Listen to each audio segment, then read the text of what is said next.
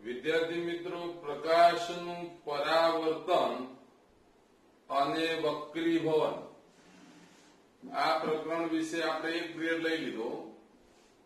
એમાં પ્રકાશનું પરાવર્તન એના કઈ બે પ્રકાર છેલ્લે પાડ્યા હતા. નિયમિત પરાવર્તન અને અનિયમિત પરાવર્તન. એ તમને જે કહ્યું હતું એ પ્રમાણે તમે તમારી નોટમાં લખી દીધું હશે અને પછી જે અહીંથી ભણાવવામાં આવે બોર્ડ પર લખેલું છે અથવા કહેવામાં આવે એ તમારી નોટમાં એક તૈયાર કરવાનું છે મટીરિયલ. એ લખવાનું પણ છે અને સાથે સાથે એ લખ્યા પછી મોઢે પણ કરવાનું છે. લેસનમાં એ તમે મોઢે કરીને એક વખત લખી દો એટલું જ લેસન ગણાય. એટલે મોઢે કરવું ને લેસનમાં મોઢે લખવું. હવે આપણે એમથી આગળ વધીએ આ પિરિયડમાં. તો અહીંયા જોઈ લો બરાબર. આપણો બીજો પિરિયડ હવે આવ્યો છે. તો બીજા પિરિયડમાં પ્રકાશનું પરાવર્તન જે છે એના વિશે સમજીએ. સમજી લો, આ અરીસો છે એટલે કે સમતલ સપાટી છે. સમતલ સપાટી પર પ્રકાશનું જયારે એક કિરણ આવે એને કહેવાય આપાત કિરણ, જેને આપણે બીજા શબ્દોમાં કહીએ આપાત થાય. ત્યારે તે આ સપાટી પરથી પાછું ફેંકાય. પાછા ફેંકાવાની ઘટનાને પરાવર્તન કહે છે. એટલે પાછા ફેંકાવાથી નીકળેલું કિરણ એને કહેવામાં આવે પરાવર્તિત કિરણ.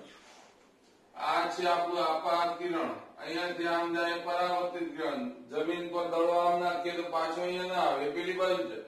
એવી રીતના આ પણ કિરણ અહીંયા પડે તો એ પાછું આમ જાય. આ અહીંયા જે ટપકું છે આ બતાવ્યું મેં, એને કહેવાય આપાત બિંદુ. આપાત કિરણ જે આડે છે ત્યાં આપાત બિંદુ.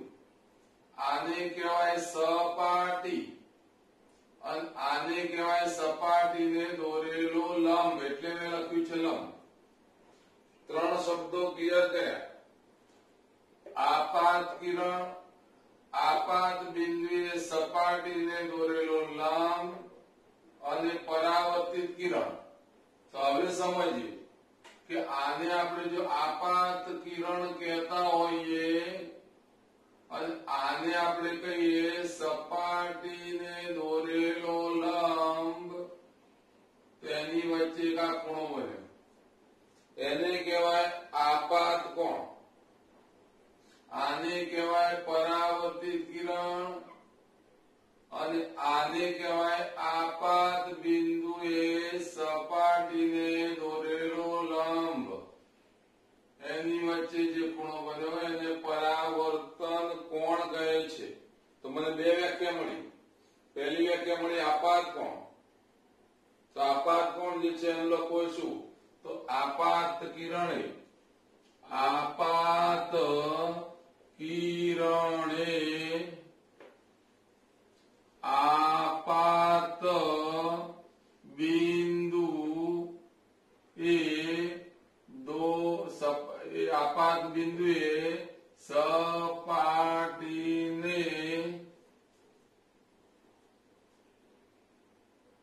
દોરેલ અથવા સપાટીને રહે લંબ સાથે બનાવેલ ખૂણાને આપાત કોણ કહે છે. પેલા ભણ્યા હતા, બધા ભણ્યા ખ્યાલ નથી, પણ અત્યારે તમને ખ્યાલ આવી ગયો હશે. આપાત કિરણ અને આપાત બિંદુએ સપાટીને દોરેલા લંબ વચ્ચે બોલો તો પણ વચ્ચે બનાવેલો ખૂણાને આપાત કોણ આઈ કહે છે. બીજી વ્યાખ્યા પરાવર્તન કોણ. તો પરાવર્તન કોણ એટલે વ્યાખ્યા શું આવે? તો આપાત કિરણ જગ્યાએ પરાવર્તન અથવા પરાવર્તિત બે શબ્દ ચાલે. પરાવર્તિત કિરણે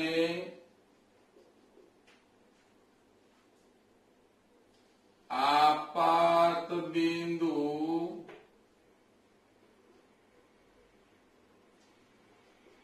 સાથે સપાટીને દોરેલા લંબ પરાવર્તિત કિરણે આપાત બિંદુ સાથે સપાટીને દોરેલા લંબ સાથે બનાવેલ ખૂણાને પરાવર્તન કોણ કહે છે। એટલે બે વ્યાખ્યાઓ થઈ ગઈ અને બે વ્યાખ્યાઓ આપણને ખબર પડી। તો હવે પરીક્ષામાં કદાચ પૂછાય તો શું પરાવર્તનના ગુણધર્મ અથવા નિયમ જણાવો। પરાવર્તનના ગુણધર્મ અથવા તો નિયમ બેમાંથી કોઈ પણ પૂછી શકે। તો નિયમોમાં પહેલું શું આવે તો હવે લખું છું એ પહેલા સમજાવી દઉં છું। નિયમ એટલે પહેલું આ કિરણ છે એટલે આપાત કિરણ કહેવાય। આ બિંદુ છે એને આપાત બિંદુ કહેવાય। આ આપણી સપાટી હતી, સપાટીને દોરેલો આ લંબ કહેવાય અને આને કહેવાય પરાવર્તિત કિરણ। પહેલી વાત આવી જો આ અહીંયા ખૂણો બનાવ્યો છે આપાત કોણ કહેવાય અને આને કહેવાય પરાવર્તન કોણ। તો બંનેનું મૂલ્ય સમાન હોય છે। બીજી વાત આવી બોર્ડ પર જે દોર્યું છે એ સમતલ કહેવાય। બોર્ડ એક સમતલ છે અને સમતલ પર કેટલું સમાયું તો મેં સમતલ પર આપાત કિરણ સમાયું। પરાવર્તિત કિરણ અને આપાત બિંદુએ સપાટીને દોરેલો લંબ આ બધું એક જ સમતલમાં છે। તો બે નિયમો બોલી જ ગયો। કયો નિયમ હતો પહેલો તો આપાત કોણ લખી દઈએ। આપાત કોણ અને પરાવર્તન કોણ સમાન હોય છે। આપાત કોણ અને પરાવર્તન કોણ સમાન હોય છે જેને કહેવાય સમાન મૂલ્યના હોય। આ 30 તો હોય 30 નો હોય। બીજો નિયમ શું મારો અહીંયા પ્રશ્ન હતો પરાવર્તનના નિયમો જણાવો। બે નિયમ છે। પહેલો નિયમ લખી ચૂક્યો। બીજો નિયમ આપાત કિરણ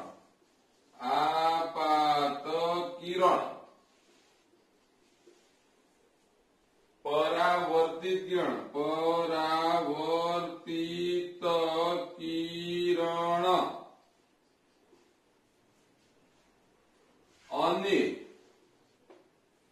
હવે આવી આપાત કિરણ પરાવર્તિત કિરણ અને અહીંયા વાત આવી તો આપાત બિંદુએ સપાટીને દોરેલો લંબ એટલે આની વાત કરી રહ્યો છું। આપાત બિંદુએ સપાટીને દોરેલ લંબ અથવા દોરેલો લંબ એક જ સમતલમાં હોય છે। આ વાત હતી પરાવર્તિત કિરણ આપાત બિંદુએ સપાટીને દોરેલો લંબ અને પરાવર્તનના નિયમો। આના ઉપરથી હવે આગળ વધીએ તો એમાં વસ્તુનું પ્રતિબિંબ કેવી રીતના રચાય અને એ પ્રતિબિંબ કેવા રચાય તો વાસ્તવિક કે આભાસી એના વિશે હવે અભ્યાસ કરીશું। આગળ વધીએ પ્રતિબિંબ કેવી રીતે રચાય। પ્રેક્ટિકલ વિચારીએ તો સવાર પડે સૂર્યના કિરણો આપણા ઘરમાં કે બહાર કોઈ જગ્યાએ જ્યારે એ આપાત થાય ત્યારે ત્યાંથી એનું વક્રીભવન કોઈ જગ્યાએ થતું હશે, કોઈ જગ્યાએ પરાવર્તન. જો પરાવર્તન થાય, દાખલા તરીકે અહીંયા કોઈ વસ્તુ મૂકેલી છે, આપણે બોર્ડ જ સમજીએ તો બોર્ડ તમને દેખાય છે. કારણ શું કે બહારથી આવતો પ્રકાશ બોર્ડ પર પડે, એ બોર્ડ પરથી આ પ્રકાશનું પરાવર્તન થાય અને પરાવર્તન થઈ આપણે અહીંયા બેઠા હોય તો આપણી આંખમાં પ્રવેશે અને આપણી આંખમાં એ સંવેદના ઉત્પન્ન કરે એટલે એ વસ્તુ આપણને દેખાય. આવો આપણે ભણી ગયા. હવે વાત આવીશું કે પ્રતિબિંબ મેળવવું હોય તો શું? તો અહીંયા ખાલી પ્રેક્ટિકલ સમજાવો. અહીંયાથી ઘણા બધા કિરણો છે. આ બધા કિરણો ઘણા બધા નીકળે. અહીંયા સમતલ અરીસો હોય. હવે આ કિરણો બધા અહીંયાથી પાછા ફરે, અહીંયા કોઈ આ કિરણ આમ આવ્યો પાછું ફરે, એમ કરતા કરતા બધા પાછા ફરે. જો આને આમ લંબાવવામાં આ બાજ જાય, આને લંબાવવામાં આ બાજ જાય, તો એનો મતલબ કે અહીંયા ભેગા થાય છે એવો ભાસ થાય. અહીંયા ભેગા થાય છે એવો ભાસ થાય. પ્રેક્ટિકલ સમજવું હોય તો અરીસો તમારા ઘરમાં હોય, એ અરીસામાં તમે આમ ઉભા છો તો તમારા શરીર પરથી બધા કિરણો અરીસા પર જશે અને અરીસાથી પરાવર્તન થઈ તમારી આંખમાં પ્રવેશે, પણ એ અરીસામાં તમારું પ્રતિબિંબ જોવા મળે. કારણ કે એ કિરણો જો લંબાવવામાં આવે તો એક જગ્યાએ પાછળ ભેગા થતા હોય. જે પાછા આવી જાય તો પડદો રાખ્યો એના ઉપર દેખાય.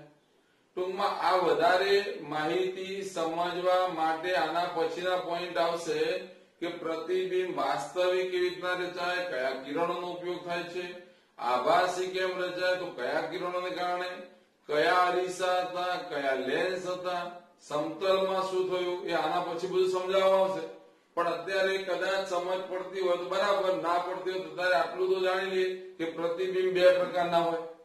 અહીંયા જોઈ લો તો મેં હાલ કહ્યું કે આ વસ્તુ અહીંયા હોય, દાખલા તરીકે હું ઉભો છું તો મારું પ્રતિબિંબ અહીંયા મળે છે, એટલે આ અરીસો છે તો અરીસામાં આ બાજુથી આ બાજુ તો આ જે મળ્યા એને કહેવામાં આવે પ્રતિબિંબ.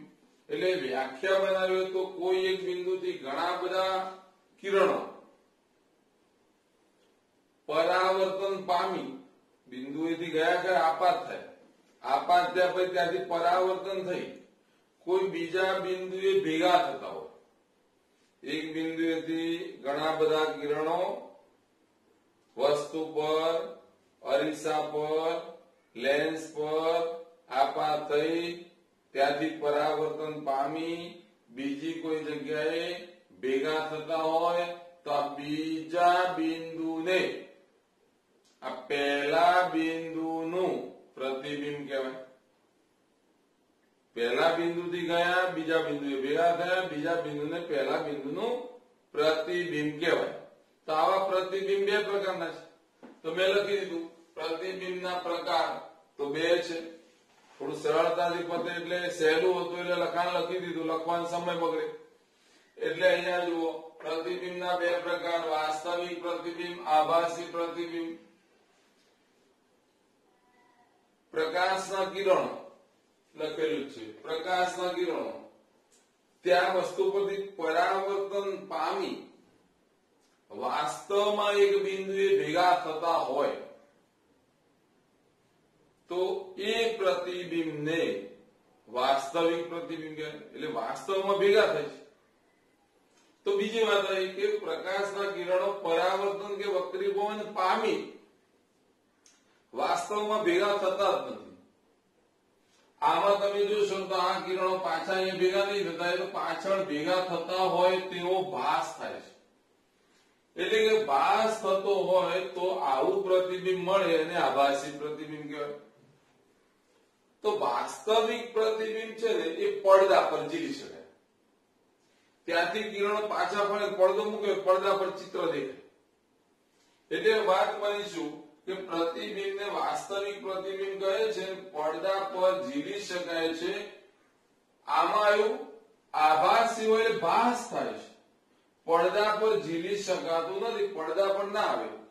તમારો ફોટો કાઢવો હોય તો અરીસાની પાછળ કાગળ મૂકો, તમે ઉભા રહો તો ફોટો ના નીકળી જાય.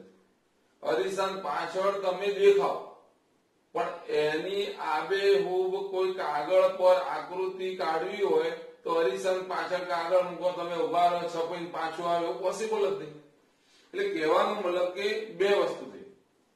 વાસ્તવમાં મળે છે તો વાસ્તવિક પ્રતિબિંબ, વાસ્તવમાં નથી મળતા તો આભાસ, ભાસ થાય છે, આભાસી પ્રતિબિંબ. વાસ્તવમાં મળે છે, પડદા પર ઝીલી શકાય છે. આભાસ એટલે કે આભાસી પ્રતિબિંબ મળે છે, પડદા પર ઝીલી શકાતું નથી. અને હવે એક વાક્ય યાદ રાખી લેવાનું પરમેનન્ટ આખા ચેપ્ટર માટે. વાસ્તવિક પ્રતિબિંબ હંમેશા ઉલટું જ હોય. વાસ્તવિક ઉલટું, આભાસી ચત્તુ. આભાસી ચત્તુ અરીસા સામે આપણે ઉભા આવીએ તો ઊંધાના લટકેલા દેખાય, કારણ કે આભાસી પ્રતિબિંબ છે એ હંમેશા ચત્તુ જ હોય. જુદા જુદા અરીસા, લેન્સ, અંતર્ગોળ, બહિર્ગોળ આ બધાનો ઉપયોગ કરી કેવી રીતે પ્રતિબિંબ રચાય છે એનું જ્ઞાન બાકી છે. એ ભણાવવાનું હજી પછીના પીરિયડમાં આવશે, પણ અત્યારે આટલું સમજી લો કે વાસ્તવિક હોય તો એ ઉલટું જ હોય, આભાસી હોય તો ચત્તુ જ હોય. હવે આ મેં બોર્ડ પર જે લખ્યું એ ખરેખર મેં સરળતાથી ટૂંકમાં પદ એવું લખ્યું, પણ તમારે પરીક્ષામાં પૂછાય તો પ્રતિબિંબ એટલે શું, પ્રતિબિંબ રચાયું કેવી રીતના કહેવાય, તો પેલી વાક્ય લખવું પડે. એક બિંદુથી ઘણા બધા કિરણો પરાવર્તન પામી બીજા બિંદુએ ભેગા થતા હોય તો બીજા બિંદુને પહેલા બિંદુનું પ્રતિબિંબ કહે છે. તેના બે પ્રકાર.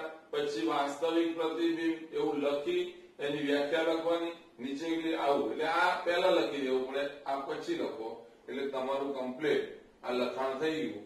અત્યારે વાત હતી એમાં આપણે હવે સમતલ અરીસામાં પ્રતિબિંબ કેવું રચાય એના વિશે જોઈ લઈએ. પ્રતિબિંબ વિશે જે ભણતા હતા એમાં હવે સમતલ અરીસામાં પ્રતિબિંબ કેવી રીતના રચાય અને એની ખાસિયતો શું. હવે સમતલ અરીસા પછી આવે ગોળી અરીસા. હાલ સમતલ અરીસા પૂરા થાય એટલે ગોળી અરીસા શરૂ થાય એટલે એ શરૂ કરીશું. પણ અત્યારે હાલ જે વાત કરી રહ્યો છું એમાં સમતલ અરીસો એટલે શું. તો સમતલ અરીસો એટલે શું કે એક કાચ હોય સમતલ, સમતલ એ સપાટ, સમજી લો બોર્ડ છે એ પ્રમાણે છે સપાટ, અને એની એક સપાટી પરાવર્તક બનાવી દઈએ તેને આપણે સમતલ અરીસો કહેવાય. એટલે એની વ્યાખ્યા આપણે મેં લખીએ નહીં, ખાલી બોલવાથી આવી જાય છે. સમતલ અથવા સપાટ, સપાટી પર પરાવર્તક સપાટી બનાવવામાં આવે તો એને સમતલ અરીસો કહે છે. સમતલ અરીસા પર એટલે આપણા ઘરમાં રહેલો સમતલ અરીસો જે સવારે આપણે બ્રશ કરતા જોઈએ, તૈયાર થવા માટે માથું ઓળાઈએ, ડ્રેસિંગ ટેબલ જે આપણે બનાવીએ ત્યાં આપણે જોઈએ છીએ, આપણે ટૂંકમાં એ બધા સમતલ અરીસા ઘરમાં વપરાય છે. એક આકૃતિ મેં દોરી છે સમજવા માટે, એ થોડી સમજી લઈએ. આ અરીસો છે, સમતલ અરીસો આવ્યો છે, એની પરાવર્તક સપાટી આ બાજુ છે. મેં અહીંયા વસ્તુ મૂકી એટલે માની લો કે હું પોતે જ ઉભો છું, તો અહીંયા માથા પરથી આવતું પહેલું કિરણ આમ જાય પાછું ફેંકાય, એટલે હું સમજાવું છું એ પ્રમાણે આ કિરણ આમે જશે અને સામે અથડીને પાછું આવે, એટલે અહીંયાથી આમ આવશે. ત્યારે આ કિરણ અહીંયા આપાત થાય આ રીતે, તો આ કિરણ તો અહીંયા તો પેલા દડાની જેમ અહીંયા અથડીને આમ જાય, એટલે કિરણ આમ જશે. ટૂંકમાં કહેવાનું આ કિરણ અહીંયા જઈને પાછું આમ જાય છે, આ કિરણ અહીંયાથી અથડાઈને આમ જાય છે. સમજો બરાબર. આ કિરણ ગયું આમ, પાછું આમ આવ્યું. આ કિરણ ગયું એટલે આપાત થયું, પાછું આવ્યું પરાવર્તિત. તો આ પરાવર્તિત કિરણો એકબીજાને ભેગા થાય અથવા તેઓ ભાસ થાય તો એને પ્રતિબિંબ કહેવાય. એ આપણે ભણી આગળ. તે પ્રમાણે આ ભેગા થતા નથી, એક આમ જાય છે એક આમ જાય છે, પણ એને પાછળ તરફ લંબાવવામાં આવે તો સમજી લો કે આ કિરણ છે અહીંયા જશે,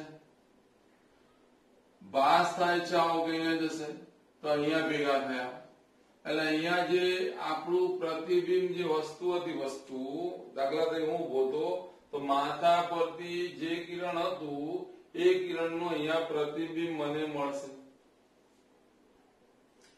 બીજી વાત આવું જ હોય તો આ પ્રમાણે પગ પ્રમાણે મળે બાકીનો ભાગ શરીરનો છે અહીંયા મળે તો મને આ અરીસાની પાછળ મારું જ પ્રતિબિંબ દેખાયું અને એ પ્રતિબિંબ સમતલ અરીસામાં જે દેખાયું છે એની ખાસિયત શું તો ખાસિયત નંબર 1 મેં થોડું લખાણ ઝડપથી પોતે એટલે ખાલી જગ્યાઓ મૂકી દીધું છે શબ્દો બધા સમજણ પડે એવા છે સમતલ અરીસા વડે એટલે કે સમતલ અરીસા વડે મળતું પ્રતિબિંબ ખાલી જગ્યા હોય છે મને સીધું દેખાય છે હમણાં આગળ ભણાય એટલે ચત્તુ શબ્દ ક્યારે આવે તો કે આભાસી હોય ત્યારે તો આભાસી ચત્તુ વાસ્તવિક ઉલટું આ શબ્દ કમ્પ્લીટ છે તો શું થશે બોલો તો આ પ્રતિબિંબ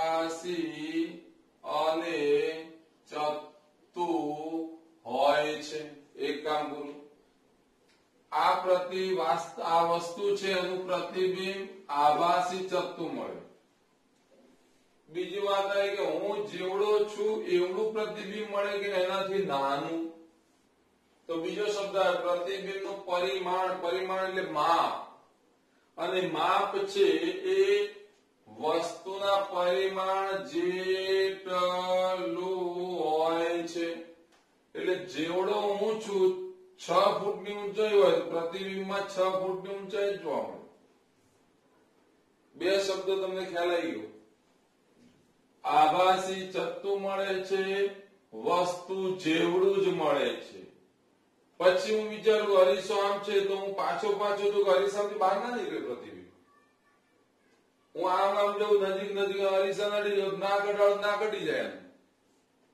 એટલે કહેવાનો મતલબ અરીસો હોય એમાં નજીક જઈને જોવો તો તમને એ પ્રતિબિંબ તમને જોશે નજીકથી એમ અને એ રીતે તમે જેમ દૂર જાઓ છો તેમ એ પણ દૂર જઈ રહ્યું છે એનો મતલબ એવો થયો કે અહીંયાથી આ વસ્તુનું અંતર આટલા સુધી હોય વસ્તુ અંતર કહેવાય અને અહીંયાથી આટલું પ્રતિબિંબ અંતર કહેવાય તો વસ્તુ અંતર જેટલું હોય એટલું જ પ્રતિબિંબ અંતર મળે એટલે પાછું લખ્યું વસ્તુ અંતર અને પ્રતિબિંબ અંતર સમાન હોય છે એટલે સમાન હોય છે થઈ ગયું આટલું હવે વાત આવી ગયું ચોથું તો પ્રતિબિંબની બાજુઓ હવે જોજો ખાલી પ્રેક્ટિકલ સમજવું પડશે અરીસો આમ છે હવે હું આમ જોઈ રહ્યો છું પ્રતિબિંબ મારી સામે જોઈ રહ્યો છું મારું મોઢું આમ છે તો પેલાનું મોઢું આમ છે હું અહીંયાથી આમ જમણો હાથ ઊંચો કરું તો પેલાનું મોઢું આમ છે તો એ આમ થશે ને એટલે એનો કયો હાથ દેખાશે ડાબો સમજો છો બરાબર હું આ રીતે ઉભો છું તો તમારી બાજુ રહેલો મારો કયો હાથ છે તો જમણો તો એની જગ્યાએ હું આમ ઉભો રહું તો મારો જમણો હાથ આ બાજુ આવે એટલે આ બાજુ ડાબો ગણાય એટલે કહેવાનો મતલબ શું થયો કે હું આમ ઉભો છું સામે અરીસો છે તો અરીસામાં હું આ જમણો હાથ ઊંચો કરું તો પ્રતિબિંબ મારી સામે જોઈ રહ્યો છે એટલે ઉલટાયેલું છે આમ છે ઊંધું એટલે કહેવાનો મતલબ એવો થયો કે હું પૂર્વમાં જોતો પેલું પશ્ચિમમાં જોઉં છું એનો મતલબ એવો થયો કે મારો જમણો તો એનો ડાબો થશે એટલે આમ કહી શકાય પ્રતિબિંબની બાજુઓ વસ્તુની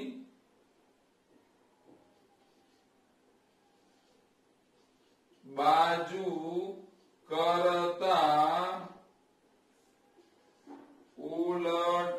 ઉલટાયેલી માલુમ પડે છે ઉલટાયેલી હોય છે એટલે જમણી બાજુ વસ્તુની જમણી બાજુ એ પ્રતિબિંબની ડાબી બાજુ થશે વસ્તુની ડાબી બાજુ એ પ્રતિબિંબની જમણી બાજુ થશે એટલે આ હતું સમતલ અરીસા વિશે એની ખાસિયતો એકદમ સહેલું છે એક બે વખત વાંચો આકૃતિ યાદ રાખશો તરત ખબર પડી જશે અહીંયાથી જોવાનું એટલે આભાસી ચત્તુ ટૂંકમાં બોલું છું વસ્તુ જેવડું વસ્તુ અંતર, પ્રતિબિંબ અંતર સરખા, અને આની બાજુઓ અને આની બાજુઓ ઉલટાયેલી હોય છે.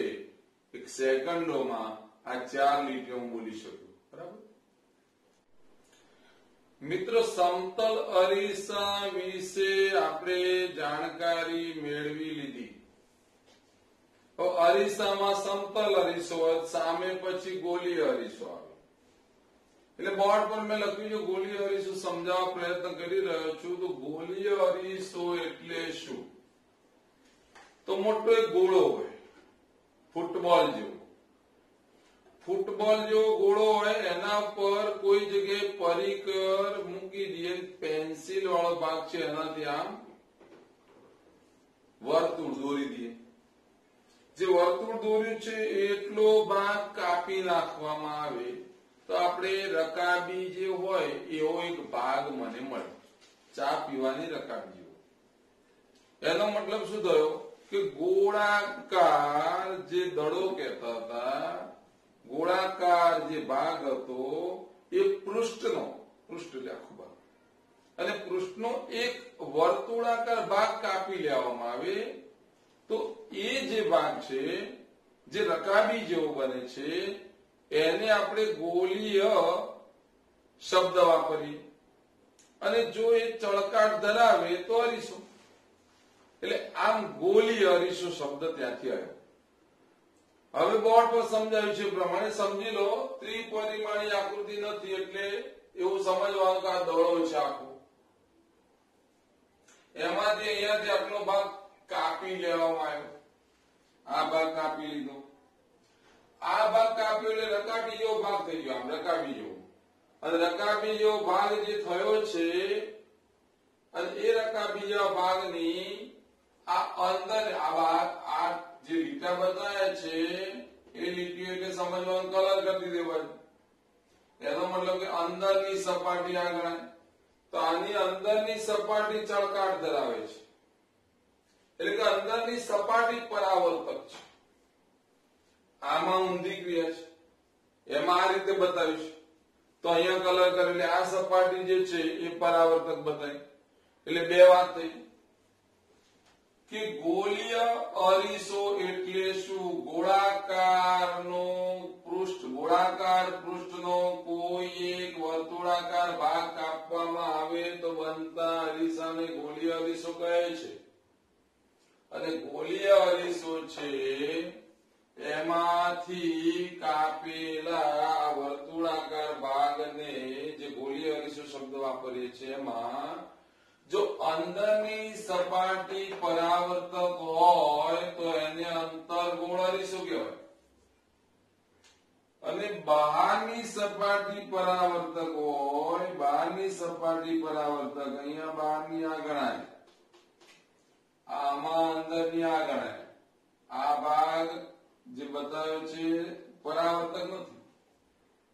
બહારની સપાટી પરાવર્તક, અંદરની સપાટી પરાવર્તક. તો જે અંદરની સપાટી પરાવર્તક છે એને અંતર્ગોળ કહીશું, બહારની સપાટી પરાવર્તક હોય એને બહિર્ગોળ કહીશું. એટલે આપણે ગોલીય અરીસા વિશે જે સમજવું હતું એમાં અંતર્ગોળ અને બહિર્ગોળ એવા બે પ્રકાર મળ્યા.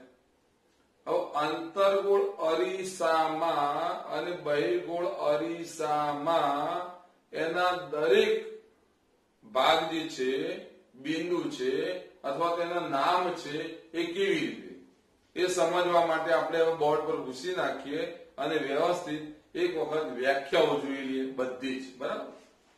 અને એ વ્યાખ્યાઓ હું બોર્ડ પર લખું છું. હવે આપણે આગળ વધીએ તો અંતર્ગોળ અરીસો, બહિર્ગોળ અરીસો એવા બે ભાગ પાડ્યા. એમાં ખરેખર એના જે ભાગ છે અંતર્ગોળ અરીસાના ભાગ, બહિર્ગોળ અરીસાના ભાગ, એમાં કેટલાક નામ જાણતા થઈએ. કયા નામથી કયો ભાગ ઓળખાય છે, એની અંદર કયા પ્રકારના નામ આવી શકે. અહીંયા પહેલી વાત કરી તો કાલ્પનિક ગોળો છે. હમણાં આપણે બોલતા હતા એ પ્રમાણે કે અરીસાની વક્રાકાર સપાટી જે કાલ્પનિક ગોળાના ભાગ રૂપે હોય અથવા તેના પૃષ્ઠનો ભાગ રૂપે હોય, બરાબર, એને આપણે ગોલીય અરીસો કહીએ છીએ. હવે આ ગોલીય અરીસો જે છે એ અરીસાની એટલે કે આપણે રકાબી બની ગઈ છે. એ રકાબીમાં આમ પકડીએ ચા જે છેલ્લો રહી જાય, ચા પીએ પછી છેલ્લે રહી જાય એ ભાગ, એટલે એવો ભાગ, એટલે એનું મધ્ય બિંદુ કહેવાય. તો સમજી લો કે આ અરીસો છે ગોલીય, એનું અહીંયા મધ્ય બિંદુ ગણાય. તો ગોલીય અરીસાની પરાવર્તક સપાટી ના મધ્ય બિંદુને ધ્રુવ કહે છે. એટલે પહેલા સમજી લીધું, પછી એની વ્યાખ્યા મોઢે કરી લખી દેવાની, એટલે પરમેનન્ટ યાદ રહી જાય, વ્યાખ્યા યાદ રહી જાય, અને જયારે આકૃતિ આવે ખબર પડી જાય કે આને ધ્રુવ જ કહેવાય. તો અહીંયા જુઓ, ગોલીય અરીસાની પરાવર્તક સપાટીના મધ્ય બિંદુને ધ્રુવ કહે છે. સંકેતમાં તેને પી વડે દર્શાવે. એક કામ પતી ગયું, આગળ વધે. આ પણ એ જ વસ્તુ છે, આ પરાવર્તક સપાટી એનું મધ્ય બિંદુ ધ્રુવ કહેવાય. વક્રતા કેન્દ્ર કોને કહેવાય? હું વિચારું કે આ જે ભાગ છે એને આમ ગોળ ફેરવવામાં મોટું વર્તુળ બને, અને વર્તુળનું કેન્દ્ર અહીંયા હશે, જેમ અહીંયા બતાવ્યું છે. આ વર્તુળ છે એનું કેન્દ્ર અહીંયા. તો ગોલીય અરીસાની પરાવર્તક સપાટી જે પોલા ગોળાના ભાગ રૂપે હોય તે ગોળાના કેન્દ્રને અહીંયા વિચારીએ તો આ કેન્દ્ર બને, અહીંયા વિચારીએ તો આ કેન્દ્ર બને. તો આ ગોળાના કેન્દ્રને આ ગોલીય અરીસાનું વક્રતા કેન્દ્ર કહે છે. સંકેતમાં તેને સી વડે દર્શાવે. ખ્યાલ આવી ગયો હશે? ટૂંકી વાત એવી છે, ગોલીય અરીસાની પરાવર્તક સપાટી જે કાલ્પનિક ગોળાના કે પોલા ગોળાના ભાગ રૂપે હોય તે ગોળાના કેન્દ્ર, આખો ગોળો છે ને એનું કેન્દ્ર કહેવાય. અને આ કેન્દ્રને વક્રતા કેન્દ્ર સી કહે છે. ત્રીજી વાત આવી, એના એ જ વ્યાખ્યા, એના એ જ શબ્દો. ગોલીય અરીસાની પરાવર્તક સપાટી જે પોલા ગોળાના ભાગ રૂપે હોય તે ગોળાની ત્રિજ્યા કહેવાય. આ ત્રિજ્યા એટલે આટલાથી આટલી ત્રિજ્યા, તો એ ત્રિજ્યાને જે આટલાથી શબ્દ છે આ ત્રિજ્યા કહેવાય. તો આ ત્રિજ્યાને વક્રતા ત્રિજ્યા કહે છે. સંકેતમાં તેને કેપિટલ આર વડે દર્શાવે છે. એના પછીની વાત આવી કે આ અત્યારે બતાવ્યો ધ્રુવ અને આ બતાવ્યું વક્રતા કેન્દ્ર. આ વક્રતા કેન્દ્ર અને આ ધ્રુવ. તો હું એવું બોલી શકું કે અરીસાના ધ્રુવ અને વક્રતા કેન્દ્ર, ફરીથી બોલું છું, ધ્રુવ અને વક્રતા કેન્દ્રમાંથી પસાર થતી કાલ્પનિક રેખાને ગોલીય અરીસાનો મુખ્ય અક્ષ કહે છે. એટલે સી માંથી આ એફ બતાવ્યું છે, એમાંથી આ પી માંથી પસાર થાય. એફ શું છે એ આપણને હાલ ખબર નથી. આના પછીની વ્યાખ્યા છે એમાં એફ આવશે, એના પછીની વ્યાખ્યામાં આ ભાગ આવશે. પણ હવે વાત સમજવાની એ છે કે આમાં ચાર શબ્દો જે આયા છે, શબ્દમાં આ ધ્રુવ છે, વક્રતા કેન્દ્ર છે, વક્રતા ત્રિજ્યા છે, અને આ વક્રતા કેન્દ્ર અને ધ્રુવમાંથી પસાર થતી રેખાને મુખ્ય અક્ષ કહે છે. બાકીની ત્રણ વ્યાખ્યાઓ પાછી ચલાવો. ચાર વ્યાખ્યાઓ આપી દીધી, સમજૂતી આવી ગઈ. હવે પાછું તમારે બોર્ડ પરથી એ રીતે લખવાનું છે. 4 વ્યાખ્યાઓ લખાઈ ગઈ. મારી ભણાવવાની સાથે તમે લખો છો એવું માનું છું. તમે લખી દીધી, સમજી લીધું. હવે 5મી, 6મી, 7મી વ્યાખ્યા ચલાવો એટલે તમને આ અરીસાના જેટલા ભાગમાં નામ આવે છે આવડે. અહીંયા ધ્યાન. મુખ્ય કેન્દ્ર કોને કહેવાય? તો હાલ હમણાં ભણ્યા છે એટલે કે આને પી એટલે ધ્રુવ અને સી એટલે વક્રતા કેન્દ્ર માંથી પસાર થતી કાલ્પનિક રેખા. એટલે હું આવું કહી શકું, કાલ્પનિક રેખા હોય અને આ અરીસો હોય તો મુખ્ય અક્ષને સમાંતર આપાત થતા કિરણો પરાવર્તન પામી, અહીંયાથી જાય પરાવર્તન પામ્યા, ગયા પરાવર્તન પામ્યા, અને એ રીતે પરાવર્તન પામી મુખ્ય અક્ષ પર જે બિંદુએ કેન્દ્રિત થતા હોય તે બિંદુને અરીસાનું મુખ્ય કેન્દ્ર કહે છે. સંકેતમાં તેને કેપિટલ એફ વડે દર્શાવવામાં આવે. ધીમી ગતિએ હું બોલ્યો છું, ખબર પડી જતી છે. મુખ્ય અક્ષને સમાંતર અરીસા પર આપાત થતા કિરણો પરાવર્તન પામી મુખ્ય અક્ષ પરના જે બિંદુ પર કેન્દ્રિત થાય છે તે બિંદુને અરીસાનું મુખ્ય કેન્દ્ર કહે છે. વ્યાખ્યા અહીંયા છે, જોઈ લેશો એટલે ખ્યાલ આવશે. જે હું બોલ્યો છું એ જશે. આગળ વધ્યા. આને આપણે આ નામ આપ્યું મુખ્ય કેન્દ્ર, આને નામ આપ્યું ધ્રુવ. મુખ્ય કેન્દ્ર અને ધ્રુવ વચ્ચેનું અંતર એને કહેવાય કેન્દ્ર લંબાઈ સ્મોલ એફ. એટલે ટૂંકમાં પતી ગયું. અરીસાના મુખ્ય કેન્દ્ર અને ધ્રુવ વચ્ચેના અંતરને મુખ્ય કેન્દ્ર અને ધ્રુવ વચ્ચેના અંતરને કેન્દ્ર લંબાઈ કહે છે. તેને સ્મોલ એફ, નાના એફ વડે દર્શાવવામાં આવે છે.